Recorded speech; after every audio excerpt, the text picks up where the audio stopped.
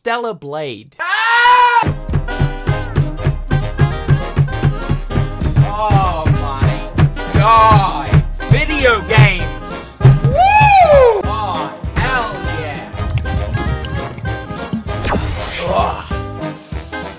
Woo! So you could say that I'm excited for Stellar Blade, for reasons. However, putting those reasons aside, the main reasons why I think this game is generating a lot of traction, kind of smart move from the devs' behalf there, Stellar Blade is actually looking like a really decent hack and slash action adventure game. Now, this is my favorite genre, action RPG, hack and slash, give me a little bit of Kingdom Hearts, Devil May Cry, Bayonetta, whatever it might be. These games and they hard. So whenever there is a new action RPG or hack and slash game in development, I pretty much lock my gaze onto it, and have been keeping a close eye on this game since 2019. The game was originally revealed as Project Eve back in 2019, being developed by a company known as Shift Up. These guys are relatively new to the gaming industry, establishing back in 2013. They're really only known for 2 mobile games as of right now, which would be Destiny Child as well as Project Nikki. So Stellar Blade is this company's very first AAA console title. And I think as a first, this is some really impressive stuff. It's a sort of similar situation with what we've seen from Games recently, who were only ever really known for Grand Blue Fantasy on mobile phones, with their recent Grand Blue Fantasy Relic, which I'm currently playing right now and is a fantastic time. We'll be talking about that at some point soon. Turns out that some of these mobile phone game developers actually have it in them to craft decent console experiences, and I think this is another one we're looking at here with Shift Up's Stellar Blade. I think it looks fantastic. Aside from those reasons, it does look like a decent hack and slash. Now, Sony PlayStation jumped onto the opportunity to be able to publish this game and basically just have publishing rights to make it a PlayStation 5 exclusive. We recently got a more updated look at the game along with the release date. We now know when it's coming out, April 26th this year. Finally, after years of waiting, it is just around the corner. Now, recently, the directors of the game, Kim Hyun-tae and Lee Dong-gi, recently sat down with IGN Japan as well as Famitsu to talk a little bit more about the game. So we've got a bit of an information blowout here. Because I'm excited for this, I thought I would supply you guys with what you need to know about Stellar Blade from the directors themselves. First up, the game is mainly inspired by Nier Automata and a manga known as Gunim. However, there are other game inspirations here like Bayonetta, God of War, Sekiro, as well as Star Wars Jedi Fallen Order. You can pretty much see the influences from all of those games infused into Stellar Blade. The Nier Automata thing we have to talk about. Nier Automata has had a massive impact on the gaming industry. The amount of indie-based action RPG sort of projects with sexy girl that is a badass, that knows how to wield samurai sword, that can pull off some crazy cool moves. That scene has exploded since 2017's Nier Automata. And I'm so here for it, dude! Hey, you can call me Cumbrain, you can call me whatever you want, but it's very apparent that looking at the character designs of something like Stellar Blade, it is very much inspired by that of Nier Automata. There are good-looking Korean girls walking around literally everywhere. That is the big hook that I was talking about in regards to why I think Stellar Blade is generating so much traction. The first initial trailers of this just pretty much showed that, wow, this engine, whatever they're using to develop this game, knows how to craft a decent ass. And it's very often that ass is right there in front of the camera. It is the focal point. The devs know what they're doing.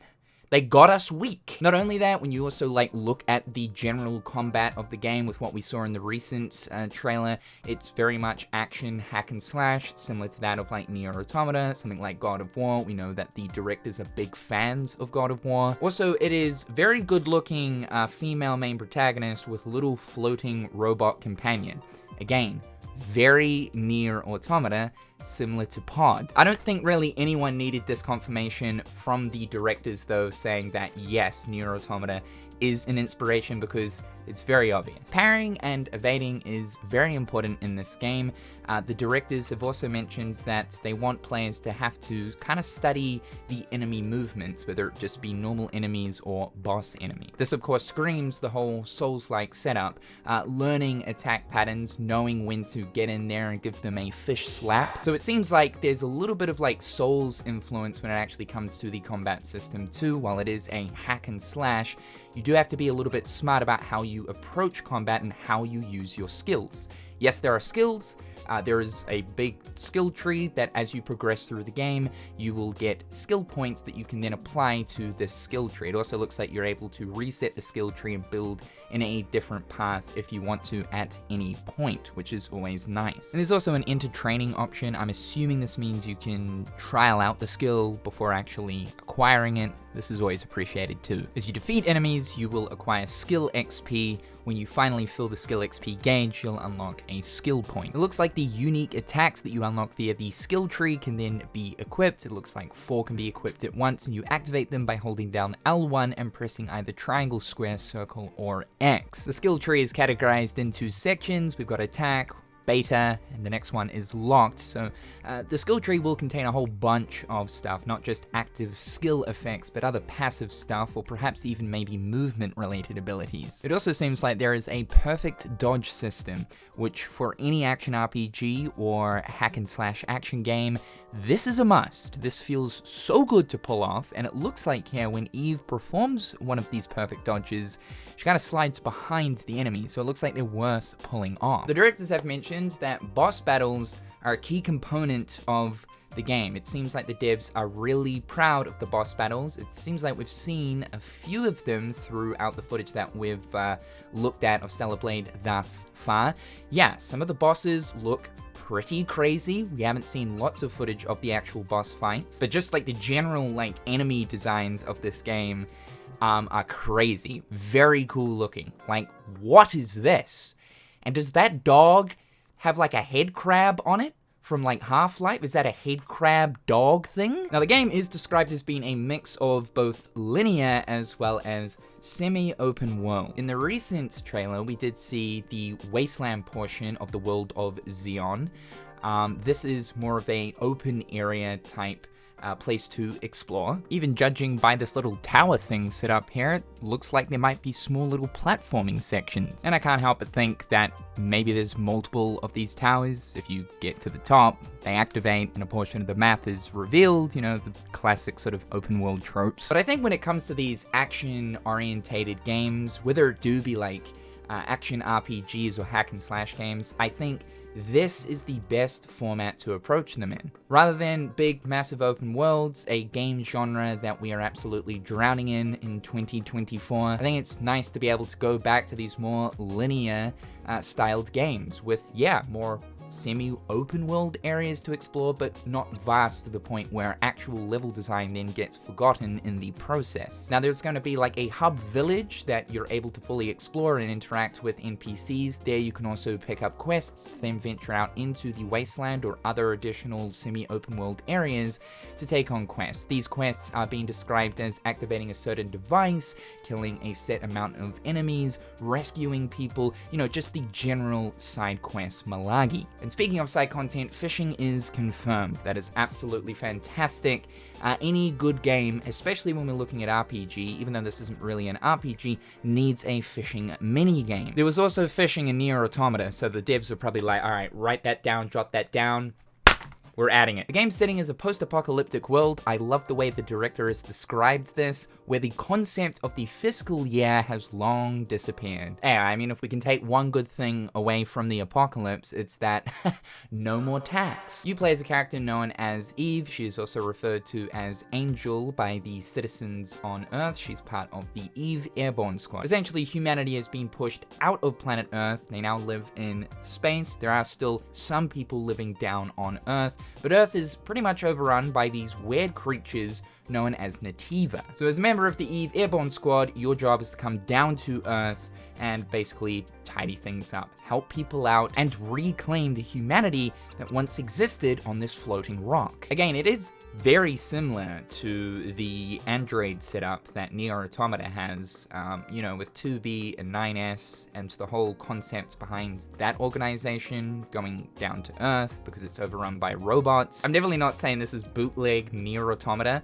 but you can definitely see the inspiration strings being drawn here. There are about 30 different costumes that you can equip for EVE via crafting them or simply just buying them in town. We've already seen a few of them within the recent footage, and they know what they're doing. Like, they know what they're doing. There's quite literally one outfit that looks like she's wearing nothing. Like, no, she's just fighting demons in the neck. Just, letting the breeze on by. Hey, look, if you can make your main protagonist look this good, you may as well develop a whole vast array of different outfits to be able to show off your technology. Adam and Lily, who are your companions in the game, also have additional outfits that you can equip on them too. There is a camp system in the game, so as you progress through the linear stages or within the semi-open world, you'll come across camp stations. Here you can do the obvious things like replenish that HP, but on top of that too, also purchase other consumables as well as unlock new skills via the skill tree. You're also able to upgrade your stuff here, like increasing your attack power. Tumbler enhancement, I'm assuming, is sort of like Souls, how you can upgrade the Estus flask to use it more times. Probably a similar setup. And I'm assuming that the gear socket could potentially be more slots to hold your usable items like a sonic grenade or a pulse grenade. Not sure what the exospine is up the top. That could be like your gear system, but looking at drone, there is a tab there for that, so maybe you can actually upgrade the little robot companion that follows you around. Perhaps the drone can actually help you out. I should also mention too that when you rest at these camps, it comes up and says that the enemies have respawned. So again, taking notes from the Souls series, when you rest at a bonfire, it will basically reset all of the enemies. Like any Souls-like, this is a staple point thing. It's here in Stellar Blade. Ranged weapons are also in this game too. We saw a quick scene here of Eve using a cannon-looking thing. The devs have described the ranged weapons as being important for some levels. It seems like for some of the level design, it's actually going to revolve a little bit around the ranged weapons. These look super fun to use. And lastly, Shift Up decided to go with the PlayStation 5 when thinking about their console of choice to release the game on due to the adaptive triggers and the speed of the SSD. Not just that, but Kim Hyun-tae, one of the directors, is actually a massive fan of PlayStation and has been since a kid. It's been one of his lifelong dreams to actually develop a game for the PlayStation system. He describes this as essentially being a dream come true. So that's pretty damn cool for him. And yes, this is a PlayStation exclusive.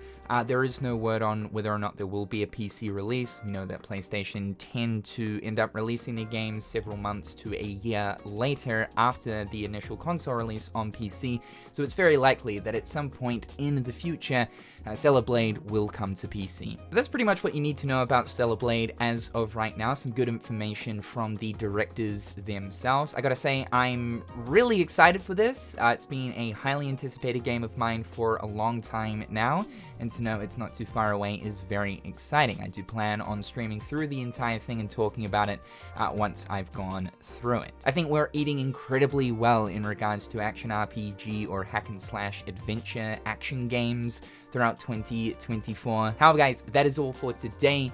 Be sure to leave your thoughts about Stellar Blade in the comment section down below. Hey, lads, behave yourselves, all right? Just go easy on the comment section. Behave yourselves. I want to thank all my patrons for doing the good support deed. You guys are awesome, so thank you so much. Be sure to check out my other social media platforms, subscribe to TGJ to keep up with all the latest, and we'll talk real soon.